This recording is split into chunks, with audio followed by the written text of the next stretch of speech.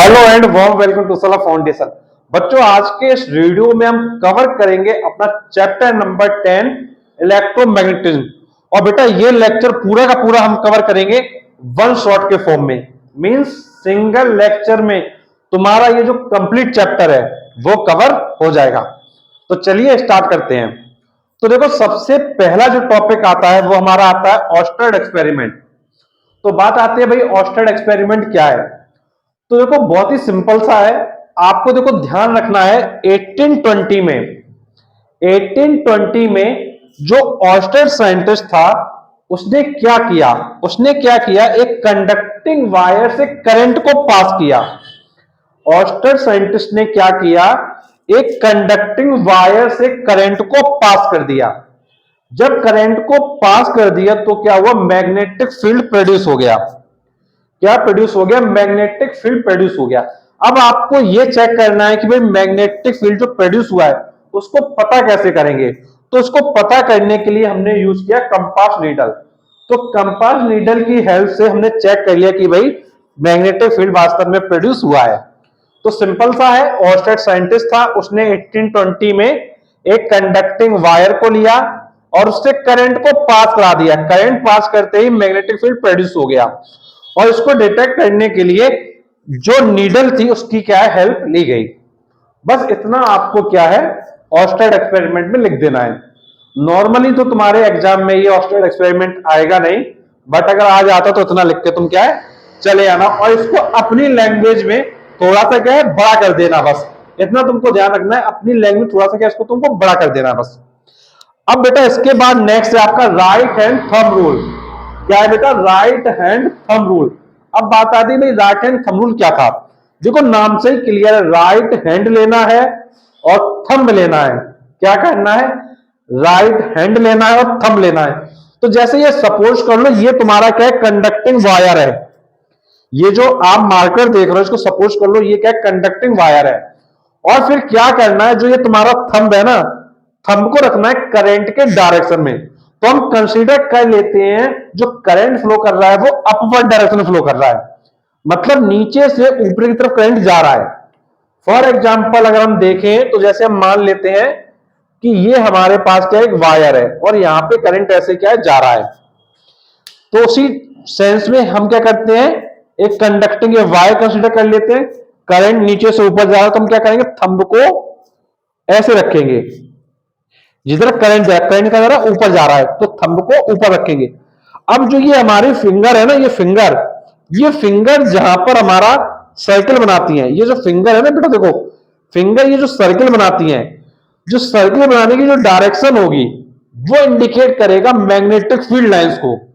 किसको इंडिकेट करेगा, magnetic field lines को। तो ध्यान देने की बात यही है कि अपना जो तुम्हारा थंब है और जो तुम्हारी फिंगर्स इनको परपेंडिकुलर रखना है, थंब को करंट के डायरेक्शन में रखना है। देन जो आप फिंगर को कर्ल करोगे उसको मोड़ पकड़ने के लिए, तो जो डायरेक्शन आएगी वो मैग्नेटिक फील्ड लाइंस को क्या इंडिकेट करेगा। तो सिंपल टर्म्स में शॉर्ट में तुम समझ सकते हो, थंब को क्या करना है, करंट के डायरेक्शन में रखना है। तो जो हमारी फिंगर्स होंगी जो इनसर्कल बनाएंगी वायर को होल्ड करने के लिए, वो इंडिकेट करेगा मैग्नेटिक फील्ड लाइंस को। तो मैग्नेटिक फील्ड लाइंस को हमने शॉर्ट में इंडिकेट कर दिया है मैग्नेटिक फील्ड एमएफ से। तो ये आपका राइट हैंड थंब रूल हो गया है। तो ये आपको अच्छे से लिखना है। अब बेटा इसके बाद तुम्हारा आता है इलेक्ट्रोमैग्नेट, कि इलेक्ट्रोमैग्नेट क्या है। तो देखो इसको सिंपल टर्म्स में मैंने तुम्हारे लिए एक्सप्लेन कर दिया है। सिंपल टर्म्स में समझना कैसे हमको एग्जाम तक अपने माइंड में स्टोर करके रखना है। तो सिंपल टर्म्स में हम लोग देखेंगे। तो देखो सबसे पहला पॉइंट आपको ध्यान रखना है कि ये एक हमारा कैसा मैग्नेट है, टेम्परेरी मैग्नेट है। कैसा मैग्नेट है, टेम्परेरी मैग्नेट है। फिर सेकंड पॉइंट आपको ध्यान रखना है, ये बनाया कैसे जाता है। तो इसको कैसे बनाएंगे, इसके लिए हम क्या करते हैं, एक सॉफ्ट आयरन लेते हैं। क्या करते हैं, एक सॉफ्ट आयरन लेते हैं और सॉफ्ट आयरन के चारों तरफ क्या करते हैं, वायर लगा देते हैं। तो जो वायर लगाते हैं तो उसको कहते हैं हम लोग कॉइल बना दिया हमने। तो सिंपल सा क्या करना है, एक सॉफ्ट आयरन का पीस लेना है, उसके चारों तरफ क्या वायर लगा देना और उसमें क्या कर देना है, करंट को पास कर देना है। तो ये तुम्हारा बन जाता है इलेक्ट्रोमैग्नेट। तो सिंपल सा है, एक सॉफ्ट आयरन लेंगे। सॉफ्ट आयरन को लेने के बाद उसके चारों तरफ वायर लगा देंगे, तो वायर लगाने से उसकी जो कॉइल है वो बन जाती है और उसमें करंट को पास कर देंगे। तो ये हमारा क्या है, इलेक्ट्रोमैग्नेट हो जाता है। देन अगर हम बात करते हैं मैग्नेट कैसा है, ये नेचुरल है या फिर आर्टिफिशियल है, तो ये जो मैग्नेट है ये आर्टिफिशियल मैग्नेट है। तो ध्यान रखेंगे ये एक आर्टिफिशियल मैग्नेट होता है। देन अगर हम बात करते हैं इसको कैसे शेप में बना सकते हैं, तो देखो इसको जैसे शेप में तुम जाओ वैसे शेप में बना सकते हो, तुमको जैसा शेप चाहिए वैसा बना सकते हो। लेकिन जो नॉर्मली हम यूज करते हैं शेप, वो दो शेप होते हैं, एक होता है आई शेप और दूसरा होता है यू शेप। जो आई शेप होता है उसको हम नॉर्मली बार मैग्नेट कह देते हैं, और जो यू शेप होता है उसको हम कह देते हैं हॉर्स शू मैग्नेट। तो ध्यान रखना है हमको, क्या ध्यान रखेंगे, इसको बनाया तो किसी भी शेप में जा सकता है, इसको बनाया तो किसी भी शेप में जा सकता है, लेकिन दो जो शेप है वो नॉर्मली यूज होते हैं, एक होता है आई शेप, दूसरा होता है यू शेप। आई शेप वाले को बार मैग्नेट कह देते हैं और यू शेप वाले को हॉर्स मैग्नेट बोल देते हैं। तो ये तुम्हारा इलेक्ट्रोमैग्नेट कंप्लीट हो जाता है। अब देखो जब तुम इलेक्ट्रोमैग्नेट एग्जाम में लिखोगे तो तुम ये पॉइंट वाइज लिखना चाहो तो पॉइंट वाइज लिख दो, और तुम चाहो तो एक लाइन में ही सब कुछ इंडिकेट कर दो। लेकिन मेरे पॉइंट ऑफ व्यू से भाई आपको क्या है, अगर पॉइंट वाइज लिखोगे तो एग्जाम में को सारे पॉइंट दिमाग में चढ़ जाएंगे, तो तुमको मार्क्स क्या आसानी से दे जाएगा। तो ये करना चाहिए। अब इसके बाद है आपका ways of increasing magnetic field of electromagnet. Ways of increasing magnetic field of electromagnet मतलब इलेक्ट्रोमैग्नेट में अगर तुमको मैग्नेटिक फील्ड को बढ़ाना है, अगर तुमको इलेक्ट्रोमैग्नेट में मैग्नेटिक फील्ड को बढ़ाना है तो क्या करना पड़ेगा, तो तुमको दो काम करने पड़ेंगे। तुमको पहला काम यह करना पड़ेगा, जो तुमने ऐसे तार लपेटा था ना, उस तार के जो नंबर ऑफ टर्न्स है उनको इंक्रीज कर डालो। क्या करना है, तुमको नंबर ऑफ टर्न्स को इंक्रीज कर डालना है। तो पहला काम हो गया कि एन को इंक्रीज कर डालो, और दूसरा काम क्या कर सकते हो, जो तुमने करंट फ्लो कराई थी ना उस करंट को भी इंक्रीज कर दो। तो दो काम ध्यान रखेंगे, नंबर ऑफ टर्न्स को बढ़ाना है और करंट को बढ़ाना है। अगर नंबर ऑफ टर्न्स को बढ़ाओगे तो तुम्हारा जो है इलेक्ट्रोमैग्नेट का जो मैग्नेटिक फील्ड है वो बढ़ जाएगा, और करंट को बढ़ाओगे तब भी मैग्नेटिक फील्ड बढ़ जाएगा। तो मैग्नेटिक फील्ड बढ़ाने के कितने तरीके, दो तरीके, पहला नंबर ऑफ टर्न्स को बढ़ा देना है, दूसरा तुमको करंट को बढ़ा देना है। तो ये तुम्हारा जो इलेक्ट्रोमैग्नेट का पार्ट है वो कंप्लीट हो गया है। देन हम लोग आते हैं परमानेंट मैग्नेट पे। तो ऑब्वियस सी बात है भाई, कुछ थोड़ा सा इससे क्या हटके होगा। तो क्या हटके होगा भाई, ये था तुम्हारा आर्टिफिशियल, तो ये कैसा हो जाएगा, नेचुरली अकरिंग। तो ध्यान रखेंगे परमानेंट मैग्नेट कैसा है, नेचुरली अकरिंग। अब इसको अगर बनाना है, अगर इसको बनाना है परमानेंट वाले को, तो कैसे बनाएंगे, तो क्या करना है, एक तुमको स्टील का पीस लेना है। क्या करना है, एक स्टील का पीस लेना है, और उस पर क्या करनी है, कॉपर वायर की कॉइल को इंसुलेट कर देना है। कॉपर वायर की कॉइल को इंसुलेट कर देना, और इंसुलेट करने के बाद जब कॉपर का जो पीस आपने लगाया हुआ था उस पर, जब ऐसे सिचुएशन में जब स्टील का पीस मैग्नेटाइज हो जाएगा, तो उस समय क्या होगा, जो मैग्नेटिक कैरेक्टर आया होगा वो हमेशा उसमें क्या बना रहेगा, वो वहां से जाने वाला नहीं है। तो सिंपल सा एक स्टील का पीस लेना है, उस पर कॉपर का वायर लगा देना है, और वायर लगाने के उसमें करंट को पास कर दो, और करंट को तुम पास कर दोगे तो पास करने के बाद जब वो एक बार मैग्नेटाइज हो जाएगा तो उसमें मैग्नेटिक कैरेक्टर क्या है, बना रहेगा, उसमें मैग्नेटिक कैरेक्टर कहीं जाने वाला नहीं है। तो सिंपल सा स्टील का पीस लेना है, कॉपर की वायरिंग करनी है, करंट को पास कर देना है, पास करते ही जब वो एक बार मैग्नेटाइज हो जाएगा तो उसमें वो मैग्नेटिक कैरेक्टर क्या है, बना रहेगा। तो ये हमारा परमानेंट मैग्नेट हो जाता है। अब इसका यूज कहां करते हैं, सबसे बड़ी बात, तो इसका यूज कर लेते हैं हम लोग कहां पे, इलेक्ट्रिक मीटर में। किसमें यूज कर लेते हैं, इलेक्ट्रिक मीटर में। और कहां यूज करते हैं, मैग्नेटिक कंपास में। तो दो जगह यूज कर सकते हैं, कहां पर, इलेक्ट्रिक मीटर में और मैग्नेटिक कंपास में। ये आपको ध्यान रखना है। तो बेटा ये पूरा कॉन्सेप्ट आपको क्लियर हुआ होगा। तो कोई बच्चा जिसको इसका नोट्स वगैरह चाहिए, जो लेना चाहता है, तो उसको मैं बताना चाहूंगा कि भाई हम नोट्स भी प्रोवाइड कर रहे हैं सिर्फ 499 में। और बेटा ये जो नोट्स हैं ये फिजिक्स का कंप्लीट नोट्स है, मतलब चैप्टर 1 से लेकर चैप्टर 12 तक का। तो ध्यान रखिएगा 499 में चैप्टर 1 से चैप्टर 12 तक के सारे इसमें नोट्स आपको मिल जाएंगे। और वो कंटेंट मिलेगा जो आपको डायरेक्ट जाके एग्जाम में लिखना है। और ये जो नोट्स होंगे ये आपको होम डिलीवरी कर दिए जाएंगे। इसमें कोई भी एक्स्ट्रा चार्जेस आपसे नहीं लिए जाएंगे, सिर्फ 499 का अमाउंट है। और फिजिक्स के नोट्स आपको क्या है, चैप्टर 1 से चैप्टर 12 तक प्रोवाइड किए जा रहे हैं। तो जो भी बच्चे लेना चाहते हैं तो वो हमें कांटेक्ट कर सकते हैं। तो बेटा हमारा जो कांटेक्ट नंबर है वो है 8318558856। तो बेटा ये हमारा कांटेक्ट नंबर है। और बेटा इस कांटेक्ट नंबर के अलावा हमारा कोई और अदर कांटेक्ट नंबर नहीं है। तो इसी पे आपको क्या है, कांटेक्ट करना है, और इसके अलावा कोई अदर कांटेक्ट नंबर नहीं है। तो जो भी बच्चे लेना चाहते हो वो ले सकते हैं। जिस तरीके से तुमको लेक्चर समझ में आ रहा है, अगर उसी तरीके से तुम नोट्स भी पढ़ लोगे तो डेफिनेटली तुम्हारा कंटेंट इतना जबरदस्त हो जाएगा कि तुम जब एग्जाम में लिख के आओगे तो तुमको नंबर तुरंत मिलते जाएंगे। तो बेटा जो भी लोग इंटरेस्टेड हो वो कॉल कर सकते हैं। अब बेटा इसके बाद हम लोग क्या करते हैं, इस पूरे को रेस कर लेते हैं और इसके आगे का लेक्चर अभी हम लोग देख लेते हैं, क्योंकि अभी ये लेक्चर थोड़ा सा हुआ है। तो चलिए इरेज करते हैं, फिर आगे देखते हैं। बेटा अब हम लोग बात कर लेते हैं अपने नेक्स्ट टॉपिक की। तो देखो हमारा जो नेक्स्ट टॉपिक है वो है advantages of electromagnet over a permanent magnet. मतलब परमानेंट मैग्नेट की जगह अगर इलेक्ट्रोमैग्नेट का यूज करते हैं तो क्या फायदे रहने वाले हैं।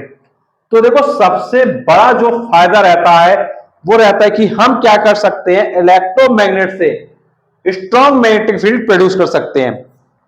तो पहला काम क्या याद रखेंगे आप कि हम स्ट्रॉन्ग मैग्नेटिक फील्ड को प्रोड्यूस कर सकते हैं। फिर दूसरा पॉइंट है, कई बार हमको जरूरत होती है कि भाई हम मैग्नेटिक फील्ड की जो स्ट्रेंथ है उसको चेंज कर दे। तो इसको चेंज करने के लिए आपको यूज करना होगा परमानेंट मैग्नेट की जगह किसको, इलेक्ट्रोमैग्नेट को। तो ध्यान रखेंगे इलेक्ट्रोमैग्नेट में आप मैग्नेटिक फील्ड की स्ट्रेंथ को भी चेंज कर पाएंगे। तो strength of magnetic field can be change by changing the number of turns. तो नंबर ऑफ टर्न्स को कम ज्यादा कर दो, उससे आप क्या कर लोगे, स्ट्रेंथ को चेंज कर पाओगे।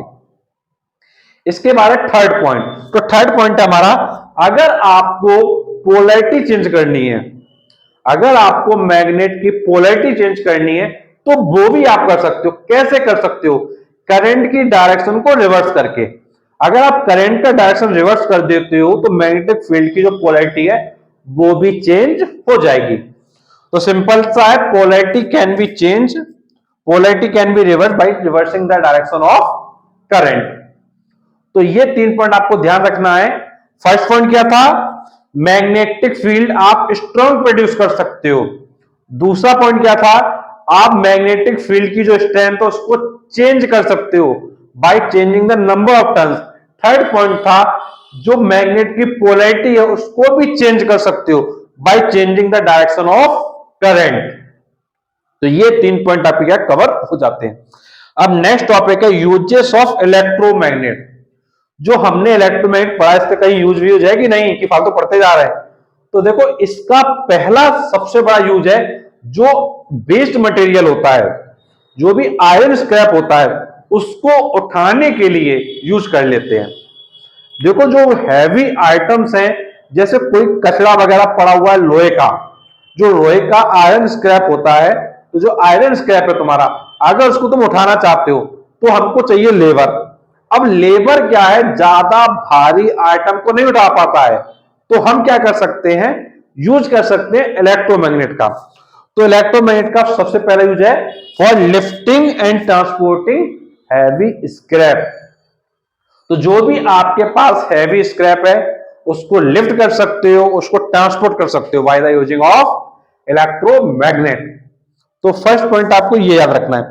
फिर सेकंड पॉइंट है, जो हमारी फर्नेस होती है, अगर फर्नेस में आपको आयरन की लोडिंग करनी है, जो हमारी फर्नेस होती है और चाहते हो कि भाई आयरन उसके अंदर डाल दिया जाए, तो लोडिंग करने के लिए हम इसका यूज करते हैं, इलेक्ट्रोमैग्नेट का यूज करते हैं। तो फर्नेस में आयरन की लोडिंग के लिए भी इलेक्ट्रोमैग्नेट का यूज कर लिया जाता है। फिर हमारा थर्ड पॉइंट आता है। थर्ड पॉइंट है साइंटिफिक रिसर्च।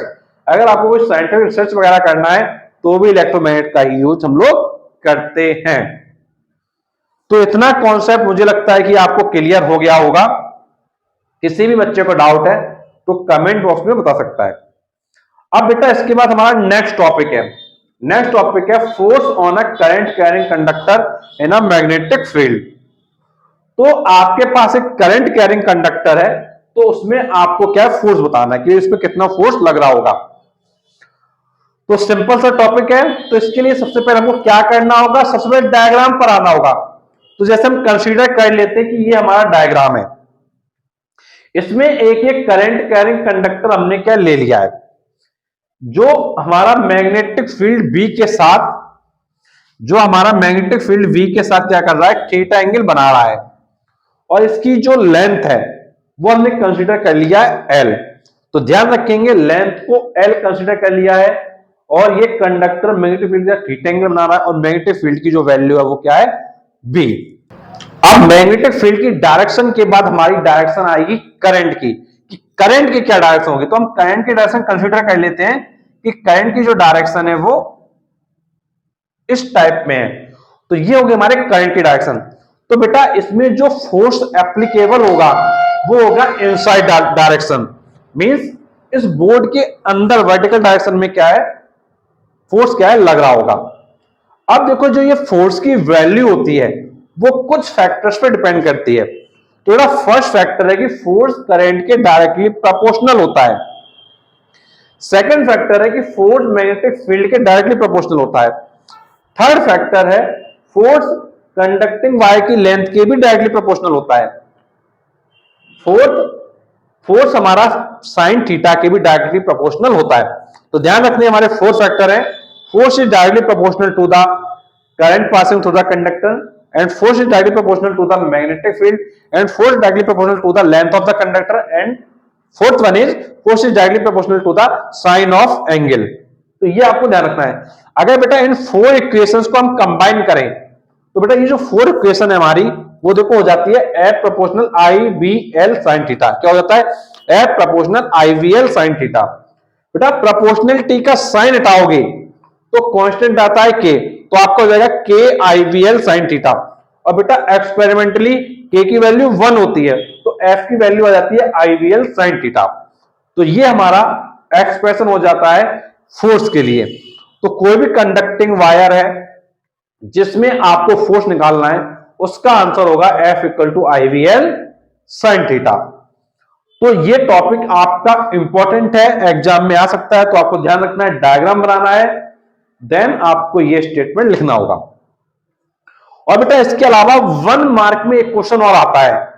क्वेश्चन आपसे पूछा जाएगा कि भाई मैग्नेटिक फील्ड का यूनिट क्या है, मैग्नेटिक फील्ड का यूनिट क्या है। तो बेटा 3 यूनिट मैंने तुमको बताई है। एक है न्यूटन पर एम्पियर मीटर, सेकंड है टेस्ला, एंड थर्ड है वेबर पर मीटर स्क्वायर। अब बेटा अगर तुमको यूनिट निकालना है, अगर तुमको यूनिट निकालना तो बेटा तो क्या करते हैं, एफ इक्वल टू आप लिखोगे आई बी एल साइन थीटा। अब बेटा आपको v का निकालना है ना, तो v हो जाएगा हमारा क्या, f डिवाइड में आई एल साइन थीटा। तो बेटा यूनिट ऑफ v क्या हो जाएगी, बेटा यूनिट ऑफ v क्या हो जाएगी, फोर्स का मतलब बेटा होता है न्यूटन, बेटा करंट का मतलब होता है एम्पियर, और बेटा लेंथ का मतलब होता है मीटर। और बेटा थीटा की कोई यूनिट नहीं होती है, तो न्यूटन पर एम्पियर मीटर आ जाती है। और बेटा सेकंड जो अदर यूनिट है वो है आपकी टेस्ला, और बेटा एक यूनिट होती है आपकी वेबर पर मीटर स्क्वायर। तो ये आपको ध्यान रखना है। और बेटा अगर आपको वेबर पर मीटर स्क्वायर निकालना तो बेटा इसके लिए फॉर्मूला होता है फाई इक्वल टू बी ए। और बेटा बी का वैल्यू होता है फाई अपॉन ए, और बेटा फाई को कहा जाता है वेबर और ए को कहा जाता है मीटर स्क्वायर। तो ध्यान रखिएगा वेबर पर मीटर स्क्वायर आ जाता है। तो इन यूनिट्स को आपको याद करना है, बिकॉज आपके एग्जाम में ये यूनिट्स पूछी की जा सकती है, और 1 नंबर का जो क्वेश्चन है वो आपका यहीं से श्योर हो जाएगा। आपसे क्वेश्चन ये भी पूछा जा सकता है मल्टीपल चॉइस क्वेश्चन में, which of the following is not the unit of magnetic field. अब बेटा 4 ऑप्शन दिए गए होंगे, 3 ये होंगे और चौथा और होगा जो आपका आंसर नहीं होगा, तो वो आपको लगाना होगा फिर। ठीक है बेटा। अब बेटा इसके बाद एक टॉपिक और है, वो भी बहुत जबरदस्त पूछा जाता है एग्जाम में, वो है बेटा फ्लेमिंग लेफ्ट हैंड रूल। तो बेटा फ्लेमिंग का जो लेफ्ट हैंड रूल है वो भी एग्जाम में बहुत ज्यादा पूछा जा रहा है। तो बेटा उसको समझेंगे कैसे हमको समझना है। तो बेटा इसके लिए क्या करना होता है, हमको अपना लेफ्ट हैंड लेना होता है। तो बेटा ये मेरा राइट हैंड है और ये मेरा लेफ्ट हैंड है, ये राइट ये लेफ्ट। तो बेटा हमको क्या करना है, अपना लेफ्ट हैंड लेना है। क्या करना है, लेफ्ट हैंड लेना है। अब बेटा करना क्या है, ये जो थंब है, फर्स्ट फिंगर और जो सेकंड फिंगर है, उसको करना क्या है, इन दोनों को बंद करना है, लास्ट दो को, और इन तीनों को क्या करना है, परपेंडिकुलर रखना है, मतलब 90 डिग्री के एंगल पे। तो हम क्या करेंगे, सबसे पहले ये फिंगर को ऐसे रखेंगे, जो थंब है आपको इसको ऐसे रखना है और ये स्ट्रेट रखना है। फिर क्या करेंगे, ये जो बीच वाली उंगली होती है, ये जो बीच वाली उंगली है इसको वही रखेंगे, लेकिन जो फर्स्ट वाली फिंगर है इसको ऐसे करके लेके आएंगे। देखो इसको इधर मोड़ लेंगे, देखो ध्यान से, इसको इधर मोड़ लेंगे। तो ये आपको ध्यान रखना है। तो ये हमारा हो गया थंब, ये हो गया फर्स्ट फिंगर, ये हो गया मिडिल फिंगर, जैसे कहते हैं सेंट्रल फिंगर। तो ध्यान से एक चीज देखना, थंब फर्स्ट फिंगर को कहा जाता है फोर फिंगर और मिडिल वाले को कहा जाता है सेंट्रल फिंगर। तो देखो करना क्या है, जो ये फोर फिंगर है ना, जो ये फोर फिंगर है इसको मैग्नेटिक फील्ड की डायरेक्शन रखना है। जो फोर फिंगर है ये इसको मैग्नेटिक फील्ड की डायरेक्शन रखना है, और जो हमारा मिडिल फिंगर है इसको करंट की डायरेक्शन रखना है। किसकी डायरेक्शन में, मैग्नेटिक फील्ड और ये करंट। तो बेटा जो थंब होगा ना आपका, ये थंब इंडिकेट करेगा डायरेक्शन ऑफ फोर्स को। किसको इंडिकेट करेगा बेटा, डायरेक्शन ऑफ फोर्स को। तो ध्यान रखेंगे, सबसे पहले हमको क्या करना है, अपना थंब, फोर फिंगर और मिडिल फिंगर लेना है, तीनों को परपेंडिकुलर रखना है।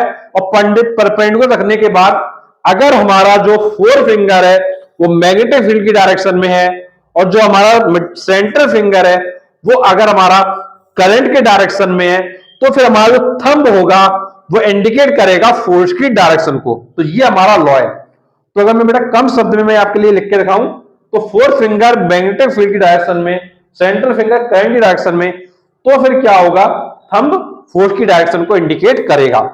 तो ध्यान रखिएगा, इफ, तो बेटा इसको आप इस तरीके से लिख सकते हैं, when we stretch our left hand and if we place our thumb, forefinger and central finger perpendicular to each other, then if the first finger or forefinger indicate the direction of magnetic field and central finger indicate the direction of current, then thumb will indicate the direction of force। तो इस तरीके से आपको अपनी language में लिखना होगा। तो बेटा ये पूरा जो कॉन्सेप्ट है वो तुमको समझ में आया होगा। और बेटा कोई ऐसा बच्चा है जो चाहता है कि भाई ये सब लिखा लिखाया एक जगह सिस्टमेटिक वे में मिल जाए, और उसकी जो हार्ड कॉपी है वो उसके घर पर आ जाए, उसको ज्यादा मेहनत ना करनी पड़े और आसानी से वो याद वगैरह कर पाए, तो बेटा वो बच्चे क्या कर सकते हैं, वो हमारे नोट्स को ले सकते हैं। तो बेटा जो हमारे ये फिजिक्स के नोट्स है चैप्टर 1 से लेकर चैप्टर 12 तक, ये बेटा चैप्टर 1 से चैप्टर 12 के नोट्स है वो बेटा आपको होम डिलीवर किए जा रहे हैं। और बेटा इसके लिए सिर्फ आपसे 499 का अमाउंट लिया जा रहा है, और इसके अलावा कोई भी अदर चार्जेस आपसे नहीं लिए जा रहे हैं। इसमें आपका होम डिलीवरी वगैरह सब कुछ इंक्लूडेड है। तो जो भी बच्चे लेना चाहते हैं वो हमसे कांटेक्ट कर सकते हो। बेटा हमको कांटेक्ट करने के लिए आपको क्या करना होगा, आपको कॉल करना होगा किस नंबर पे बेटा, 8318558856 पर। तो बेटा इस नंबर पर आपको क्या है, कॉल करना है, और बेटा कॉल करके आप क्या कर सकते हो, अपने नोट्स मंगा सकते हो। और बेटा ये नोट्स आपको क्या होम डिलीवर कर दिए जाएंगे। और बेटा नोट्स पहुंचने में मान के चलिए मोटा मोटा कि अराउंड 7 डेज के अंदर नोट्स क्या पहुंच जाता है। आप इंडिया के किसी भी पार्ट में रहते हो तो आप मान के चलिए कि मोटा मोटा 7 डेज में पहुंच जाते हैं। कुछ लोगों के घर पर क्या है, नोट्स 2-3 दिनों के अंदर ही पहुंच जाते हैं। कुछ लोगों के घर पर 5 डेज का टाइम ले लेता है, कुछ लोगों के घर में 7 डेज का टाइम ले लेता है। तो वैसे तो नॉर्मली क्या है 5 डेज के अंदर पहुंच जाते हैं, बट आप मोटा मोटा लेके चलिए भाई 7 डेज में आपके पास नोट्स आ जाएंगे। तो जो भी बच्चे इंटरेस्टेड है नोट्स के लिए वो कांटेक्ट कर सकते हैं, सिर्फ 499 पे करके आप नोट्स मंगा सकते हैं। तो बेटा जब आप कांटेक्ट करेंगे तो आपको पेमेंट की जो डिटेल है वो दे दी जाएगी कि भाई किस नंबर पे आपको पेमेंट करना। तो बेटा यही हमारा हमारा नंबर है जो पेटीएम पर रजिस्टर है। तो बेटा इस नंबर पे आपको क्या वैसे पेमेंट वगैरह करना है, बट फिर भी जब आप कांटेक्ट करें तो आप एक बार क्यूआर कोड ले लीजिएगा, उसके बाद पेमेंट करिएगा, देन आपको जो नोट्स वगैरह वो डिलीवर कर दिए जाएंगे। तो ध्यान रखिएगा, आपको क्यूआर कोड दिया जाएगा, जब आप कॉल करेंगे तो आपको क्यूआर कोड पे क्या पेमेंट कर देना होगा। और बेटा कोई भी आपका डाउट है, कोई भी कंफ्यूजन है, कुछ आप पूछना चाहते हो तो बेटा आप नीचे कमेंट बॉक्स से कमेंट करके पूछ सकते हो। और बेटा इसका जो रिमेनिंग पार्ट है वो अभी हम लोग क्या है देख लेते हैं, इसको रेज करते हैं। और जैसा मैंने तो शुरुआत में कहा था, पूरा चैप्टर वन शॉट में कवर करेंगे, तो बने रहिए और पूरा वीडियो देखते रहिए। तो चलिए इसको रेज कर लेते हैं बच्चों। अब हम लोग अपना नेक्स्ट टॉपिक कवर करते हैं। तो बेटा हमारा जो नेक्स्ट टॉपिक है वो है ईएमआई, इलेक्ट्रोमैग्नेटिक इंडक्शन। तो भाई बात आती है कि इलेक्ट्रोमैग्नेटिक इंडक्शन क्या है। तो बेटा ये टॉपिक कुछ लोगों को बहुत टफ लगता है, लेकिन बेटा मैं तुम्हारे लिए इतना इजी कर दूंगा ये टॉपिक कि तुम आसानी से इसको लर्न कर पाओगे और जो फैराडेज के लॉ भी है वो अच्छे से समझ पाओगे। तो चलिए स्टार्ट करते हैं। तो पहले बात आती है कि ईएमआई क्या है। तो देखो ईएमआई का फुल फॉर्म होता है इलेक्ट्रोमैग्नेटिक इंडक्शन। तो बेटा इसमें आपको ध्यान ये देना है, सिर्फ एक लाइन ध्यान देनी है, ध्यान से सुनिएगा। अगर फ्लक्स में चेंज होगा, अगर फ्लक्स में चेंज होगा तो ईएमएफ इंड्यूस होगा। ईएमएफ क्या? Electromotive force. ईएमएफ क्या? Electromotive force. तो फ्लक्स में चेंज होगा तो इलेक्ट्रोमोटिव फोर्स इंड्यूस होगा। और ये जो प्रोसेस हुआ है, ये जो फेनोमेनन हुआ है, इसको इलेक्ट्रोमैग्नेटिक इंडक्शन बोलेंगे। तो ध्यान रखेंगे, फ्लक्स में अगर चेंज होगा तो ईएमएफ इंड्यूस होगा, और ये जो प्रोसेस हुआ है इसको इलेक्ट्रोमैग्नेटिक इंडक्शन बोलेंगे। तो सिंपल टर्म्स में हम लोग डेफिनेशन बोल सकते हैं, electromagnetic induction is the phenomenon in which EMF is induced in the coil if there is a change in the magnetic flux linked with the coil। तो coil से लिंक्ड फ्लक्स में change होगा तो EMF induce होगा, और इस process को हमने EMI बोल दिया है। तो ये आपको समझ में आ गया होगा। अब बात करते हैं फैराडेज के लॉ की। इलेक्ट्रोमैग्नेटिक इंडक्शन के लिए फैराडे ने कौन से लॉ दिए? तो बेटा फैराडे साइंटिस्ट ने अपने दो लॉ दिए, फर्स्ट लॉ दिया है, सेकंड लॉ दिया। तो बेटा फर्स्ट लॉ कहता है, फर्स्ट लॉ कहता है अगर फ्लक्स बदलोगे, अगर फ्लक्स बदलोगे तो हम ईएमएफ इंड्यूस कर देंगे। अगर फ्लक्स बदलोगे तो हम ईएमएफ इंड्यूस कर देंगे, मतलब फ्लक्स में चेंज करने पर ईएमएफ इंड्यूस हो जाएगा। और बेटा सेकंड लॉ कहता है जो ईएमएफ इंड्यूस हुआ है ना, वो ईएमएफ डायरेक्टली प्रोपोर्शनल होगा rate of change of flux के। जो ईएमएफ इंड्यूस हुआ है वो डायरेक्टली प्रोपोर्शनल होगा rate of change of flux के। तो यही दोनों आपको क्या लिख देने होते हैं एग्जाम में। अगर बेटा फ्लक्स को चेंज करोगे तो ईएमएफ इंड्यूस होगा, और बेटा जो ईएमएफ आपका इंड्यूस हुआ है वो rate of change of flux के डायरेक्टली प्रोपोर्शनल होता है। तो ये दोनों लॉ आपके क्या हो गए और ये आपको एग्जाम में लिखने होंगे। अब बेटा नेक्स्ट टॉपिक है factors affecting the magnitude of induced EMF. Induced EMF को कौन कौन से फैक्टर अफेक्ट करते हैं? मतलब जो ये ई था ना ईएमएफ इलेक्ट्रोमोटिव फोर्स, इसको कौन कौन से फैक्टर अफेक्ट कर रहे हैं? तो सिंपल सा जो दिख रहा है भाई बोल दो, क्या दिख रहा है? एक तो आपको फ्लक्स दिख रहा है कि भैया फाई इफेक्ट कर रहा है। तो ध्यान रखिएगा जो मैग्नेटिक फ्लक्स है उसको फाई कहते हैं। किसको कहते हैं? फाई। मैग्नेटिक फ्लक्स को फाई बोला जाता है। तो बेटा क्या क्या इफेक्ट कर रहा है? एक तो ये फाई इफेक्ट कर रहा है और दूसरा इसका रेट इफेक्ट कर रहा है। तो हम बोल देंगे rate of change of magnetic flux, rate of change of magnetic flux and number of turns. अब बेटा नंबर ऑफ टर्न्स कैसे आएंगे ये समझना। देखो तो बेटा क्या क्या इफेक्ट कर रहा है? फ्लक्स इफेक्ट कर रहा है। तो फ्लक्स में क्या उसका रेट इफेक्ट कर रहा है, और बेटा दूसरा इफेक्ट कर रहा है नंबर ऑफ टर्न्स। तो बेटा ध्यान दीजिएगा, अगर कॉइल में एन टर्न्स हैं तो E की वैल्यू हो जाती है minus N D phi by D T. तो ये आपको ध्यान रखना है कि ईएमएफ की ये वैल्यू होती है। तो इसके according number of turns and rate of change of flux affect कर रहा है। तो ये क्लियर हो गया होगा कि भाई कौन कौन से वो फैक्टर्स हैं जो हमारे अफेक्ट कर रहे हैं किसको, ईएमएफ को। तो चलिए यहां तक क्लियर हो गया होगा। अब बेटा नेक्स्ट टॉपिक हमारा डायरेक्शन ऑफ इंड्यूस्ड ईएमएफ, मतलब जो ईएमएफ इंड्यूस हुआ है उसकी डायरेक्शन कैसे निकालना है। जो ईएमएफ इंड्यूस हुआ है उसका डायरेक्शन कैसे निकालेंगे। तो बेटा इसका डायरेक्शन निकालने का दो प्रोसेस है। फर्स्ट प्रोसेस है length law and second process है फ्लेमिंग राइट हैंड रूल। तो ध्यान रखिएगा, जो भी हमारा ईएमएफ इंड्यूस हुआ है उसका डायरेक्शन निकालने का दो प्रोसेस है। First process Lenz law and second process Fleming right hand rule. तो बेटा बात करते हैं लेंज लॉ क्या कहता है।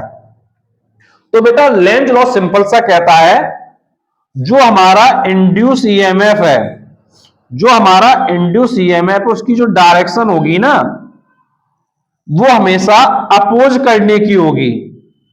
किसको अपोज करने की होगी, जिससे वो प्रोड्यूस हुआ है। लेंज भाई साहब कहते हैं कि भैया जहां से प्रोड्यूस हुए हो ना हम उसका विरोध करने वाले हैं। इसको तुम समझो भैया जैसे कि बीजेपी और कांग्रेस समझ लो। अगर बीजेपी कुछ बोलेगी तो कांग्रेस उल्टा बोलेगी, और अगर कांग्रेस कुछ बोलेगी तो बीजेपी उल्टा बोलेगी। तो इनको दो अपोजिशन पार्टी समझ लो।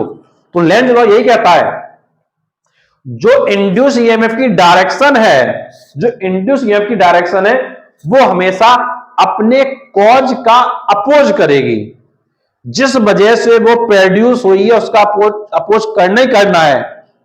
तो सिंपल सा ध्यान रखिएगा, लेंज लॉ क्या कहता है। लेंज लॉ कहता है जो इंड्यूस ईएमएफ की डायरेक्शन है वो हमेशा अपने प्रोड्यूस होने के कारण का अपोज करती है। बस ये आपको ध्यान रखना है, लेंज लॉ में इतना ही लिखना होता है। According to Lenz law the direction of induce EMF is such that it opposes the direction which produces it. अब बेटा इसके बाद है फ्लेमिंग राइट हैंड रूल। क्या है बेटा, फ्लेमिंग राइट हैंड रूल। तो बेटा इसमें क्या करना है, फ्लेमिंग का कौन सा रूल है, राइट वाला। तो कौन सा तुमको हैंड लेना है, राइट वाला। ये हमारा राइट हैंड है, ये हमारा लेफ्ट हैंड है, ये राइट हैंड है, ये लेफ्ट हैंड है। तो राइट वाले हैंड को लेना है। उसके बाद क्या करना है, उसके बाद ये दोनों फिंगर को क्लोज कर दो। और बेटा क्या करेंगे, ध्यान से देखो क्या करेंगे। ये जो थ्री फिंगर है इनको परपेंडिकुलर रखते हैं। तो परपेंडिकुलर तो कैसे रखते हैं तीनों को, पहले तो इसको सीधा करो और इसको ऊपर करो। उसके बाद ये जो बीच ये है ना, ये वाली फिंगर, इसको इधर ले आओ आगे। तो ये तीनों हमारी क्या हुई, परपेंडिकुलर हो गई। तो ये जान के इस तरीके से ये फिंगर क्या रहती हैं। अब ये परपेंडिकुलर कर लिया। अब परपेंडिकुलर करने के बाद क्या करना है, क्या करना है बेटा, फोर फिंगर को, मतलब ये फर्स्ट वाली फिंगर को मैग्नेटिक फील्ड की डायरेक्शन रख देना है, थंब को मोशन की डायरेक्शन रख देना है। तो ये जो हमारा सेंट्रल फिंगर है क्या करेगा, इंड्यूस करंट को इंडिकेट करेगा। तो बेटा हमारा जो फ्रेमिंग राइट हैंड रूल है वो इस तरीके से एक्सप्लेन हो गया है। तो एक बार मैं तुमको फिर से बता देता हूं। तो ध्यान रखिएगा क्या करना है, जो हमारी फोर फिंगर है, जो हमारी फोर फिंगर है उसको क्या करना है, मैग्नेटिक फील्ड की डायरेक्शन रखना है। और ये जो हमारा थंब है इसको रखना है कहां पर, इसको मोशन की डायरेक्शन रखना है। तो ये जो हमारा सेंट्रल फिंगर होगा ये किसको इंडिकेट करेगा, ये इंड्यूस करंट को क्या इंडिकेट करेगा। तो बहुत ही सिंपल है, बस आपको क्या करना है, जो फिंगर है उनके नेम को अच्छे से क्या क्लियर कर लेना है। तो ध्यान रखिएगा, फोर फिंगर किसको, मैग्नेटिक फील्ड को, थंब किसको, मोशन को, एंड सेंट्रल फिंगर किसको, इंड्यूस करंट को इंडिकेट करेगा। और बेटा एग्जाम में चीज ये भी ध्यान रखिएगा कि दो फिंगर के बारे में हम पहले इफ लगा के बोलते हैं, और जो लास्ट वाली होती है उसके बारे में क्या है, देन लगा के बोलते हैं। तो लिखेंगे when we stretch our right hand in such a way that thumb and first two fingers are in the perpendicular to each other, then if the fourth finger indicate the direction of magnetic field and thumb indicate the direction of motion, then the central finger will indicate the direction of induced current। तो ये आपको लिखना होगा। अब बेटा इसके बाद जो नेक्स्ट क्वेश्चन तुम्हारे एग्जाम में 1 मार्क में आता है वो समझना इंपॉर्टेंट है। तो बेटा 1 मार्क का क्वेश्चन आता है कि जो हमारा हाउस होल्ड सप्लाई होती है उसकी फ्रीक्वेंसी कितनी होती है। तो बेटा हाउस होल्ड सप्लाई की जो फ्रीक्वेंसी रहती है वो रहती है 50 हर्ट्ज। तो आपको एग्जाम में ध्यान रखना है कि 50 हर्ट्ज फ्रीक्वेंसी हमारे हाउस होल्ड सर्किट की क्या रहती है। बेटा हाउस होल्ड सर्किट के बाद हमारा आता है डीसी एंड एसी। बात है भाई डीसी क्या होता है और एसी क्या होता है। तो बेटा सिंपल सा डीसी में तुमको क्या ध्यान रखना है, सबसे पहले ध्यान रखना है कि इसका जो डायग्राम है वो कैसे बनता है और एसी का डायग्राम कैसे बनता है, इतना सबसे पहले तुमको देखना है। तो डीसी में क्या होता है, जैसे ये क्या है करंट की हमने एक्सेस बना लिया है और ये क्या बेटा टाइम है। तो बेटा क्या होगा, ये जो करंट होगी ये कांस्टेंट रहती है बट टाइम के अकॉर्डिंग इसमें कोई भी चेंज नहीं होता है डीसी में। लेकिन बेटा यही एसी के डायग्राम पे आओ तो तुमको दिख रहा होगा यहाँ पे ये क्या देखो ऐसे अप डाउन जाता है, ये क्या करता है बेटा अप डाउन जाता है। तो आप देख रहे हो कि भाई यहाँ पर टाइम है यहाँ पर करंट है, तो पहले क्या है करंट इंक्रीज किया फिर डिक्रीज किया फिर इंक्रीज किया फिर डिक्रीज किया फिर इंक्रीज किया। कहने का मतलब है यहाँ पर क्या है टाइम के अकॉर्डिंग करंट में क्या चेंजेस आते हैं। तो उसी बेसिस पर आप क्या है राइट कर सकते हो पॉइंट्स को। तो डीसी में क्या पॉइंट्स हो जाएंगे, पहला पॉइंट हो जाएगा कि इसका जो मैग्नीट्यूड है वो कैसा होता है कांस्टेंट होता है। इसका मैग्नीट्यूड कैसा होता है बेटा कांस्टेंट होता है। और बेटा इसकी जो डायरेक्शन होती है वो कैसे होती है वन डायरेक्शन में चलता है। जैसे आप देख रहे हो कि ये सिंगल डायरेक्शन में चल रहा है तो ये कैसे डायरेक्शन होगा इसका वन डायरेक्शन होगा। और बेटा ये ऑप्टेन कहां से होगा, इसको ऑप्टेन करोगे या तो सेल से या तो बैटरी से। तो सेल या बैटरी से तुम क्या कर सकते हो डीसी को ऑप्टेन कर सकते हो। अब बेटा बात करते हैं एसी। तो बेटा एसी में भी तुमने देखा कि इसमें जो करंट है वो चेंज हो रहा है, तो हम बोलेंगे बेटा current varies with the time. Current varies with the time मतलब करंट टाइम के अकॉर्डिंग चेंज होता है। और बेटा इसकी जो डायरेक्शन है वो पीरियोडिकली क्या रिवर्स होती है। देखना ध्यान से, इतने समय में ये डायरेक्शन रही फिर उसका नीचे आ गई फिर और नीचे फिर ऊपर गई, तो पीरियोडिकली इसकी जो डायरेक्शन है उसमें क्या है चेंजेस आ रहे हैं। तो टाइम के अकॉर्डिंग इसकी डायरेक्शन में क्या आएगा चेंज आएगा। एंड बेटा लास्ट पॉइंट है इसको हम ऑप्टेन कहां से करते हैं। तो बेटा इसको ऑप्टेन करते हैं हम लोग एसी जनरेटर से और एसी मेन से। तो एसी जनरेटर एसी मेन से इसको क्या ऑप्टेन कर सकते हो। तो बेटा ये तुम्हारा जो कंप्लीट लेक्चर है ये वन शॉट में मैंने कवर कर दिया है और तुम अच्छे से इस लेक्चर को पढ़ो और अपने एग्जाम में अच्छे से राइट करके जाओ। और बेटा अगर कोई चीज तुमको समझ में नहीं आ रही तो बेटा कमेंट करके पूछ सकते हो। और बेटा जो भी बच्चे चाहते हैं कि भाई ये जो पढ़ाया गया है इसका तुमको नोट्स मिल जाए तो बेटा वो हमारे बच्चे क्या कर सकते हैं कांटेक्ट कर सकते हैं हमारे कांटेक्ट नंबर पर। तो बेटा हमारा कांटेक्ट नंबर है 8318558856। तो ध्यान रखिए बेटा वो बच्चे क्या कर सकते हैं हमारे कांटेक्ट नंबर 8318558856 पे कांटेक्ट कर सकते हैं। तो ध्यान रखिएगा ये कांटेक्ट नंबर 8318558856। और बेटा इस नंबर के अलावा कोई हमारा अदर कांटेक्ट नंबर नहीं है। और बेटा जो ये आपको नोट्स हैं बेटा वो आपको आपके घर तक पहुंचा दिए जाएंगे। इसके लिए सिर्फ बेटा आपको पे करना होगा सिर्फ 499 का अमाउंट। और बेटा इसमें सब कुछ इंक्लूड है, डिलीवरी वगैरह चार्जेस सब कुछ मिला दिया गया है। तो बेटा फिजिक्स के जो नोट्स हैं वो आपको चैप्टर 1 से लेकर चैप्टर 12 तक सारे के सारे आपको होम डिलीवरी कर दिए जाएंगे। तो जो भी बच्चे इंटरेस्टेड हैं वो कॉल कर सकते हैं हमारे नंबर पर। और इन नोट्स को मंगाने के लिए आप क्या है 499 का हमें पेमेंट कर सकते हैं। तो बेटा पेमेंट करने के लिए आप हमसे अगर डिटेल मांगेंगे पेमेंट की तो आपको क्या है पेमेंट डिटेल भी क्या प्रोवाइड कर दिया जाएगा। तो बेटा ओवरऑल आपको पूरा लेक्चर प्रोवाइड किया गया। और बेटा आने वाले टाइम में हम आपके लिए एक न्यूमेरिकल की जो सीरीज है वो स्टार्ट करने वाले हैं, क्योंकि काफी बच्चे कहते हैं कि सर फिजिक्स के जो न्यूमेरिकल्स हैं अगर उसको करा दिया जाए तो काफी अच्छा रहेगा। तो बेटा न्यूमेरिकल की सीरीज भी आपके लिए बहुत जल्द आने वाली है जहां आपके जो इंपॉर्टेंट न्यूमेरिकल्स हैं जो आपके एग्जाम में आ सकते हैं वो सारे के सारे कवर कराए जाएंगे। तो आप चैनल से जुड़े रहिए और चैनल को सब्सक्राइब जरूर कर लीजिए जिससे कि जो अपकमिंग वीडियोस हैं वो आपसे कोई भी मिस ना हो। और बेटा आपको वीडियो कैसा लगा कमेंट बॉक्स जरूर बताना। और बेटा ऐसे ही वन शॉट लेक्चर हमने आपके चैप्टर 1 से लेकर चैप्टर 9 तक ऑलरेडी अपलोड किए हुए हैं फिजिक्स प्लेलिस्ट में। तो आपको क्या करना है फिजिक्स प्लेलिस्ट में जाना है और कंप्लीट फिजिक्स को अच्छे से पढ़ना है और बेटा सारे के सारे लेक्चर वन शॉट में ही हैं, ये सबसे अच्छी बात है। और बेटा इसके अलावा जो केमिस्ट्री के लेक्चर है वो भी आपको प्रोवाइड किए गए हैं, तो केमिस्ट्री प्लेलिस्ट में जाके आप केमिस्ट्री को पढ़ेंगे। और बेटा इसके अलावा जो बायोलॉजी है, हिंदी है, इंग्लिश है, जितने बेटा तुम्हारे सब्जेक्ट हैं, हर सब्जेक्ट की एक अलग प्लेलिस्ट है, तो तुमको जाना है अलग अलग प्लेलिस्ट में और वहां से जाके क्या है सारे सब्जेक्ट को अच्छे से तैयारी करना है। बिकॉज आपके जो मार्क्स हैं वो सिर्फ एक सब्जेक्ट से अच्छे नहीं आएंगे, जब आप सारे सब्जेक्ट की प्रिपरेशन करोगे तभी आपका जो बोर्ड में परसेंटेज है वो अच्छा बनेगा। तो बोर्ड में अच्छे परसेंट बनाने के लिए सारे सब्जेक्ट पे आज ही से तैयारी करो। अब बहुत ज्यादा समय नहीं बचा हुआ, तुम्हारे फरवरी एंड में एग्जाम है, तो अच्छे से तैयारी करते रहो। और कोई प्रॉब्लम आती है तो नीचे कमेंट बॉक्स में पूछ सकते हैं। Thanks for watching this video.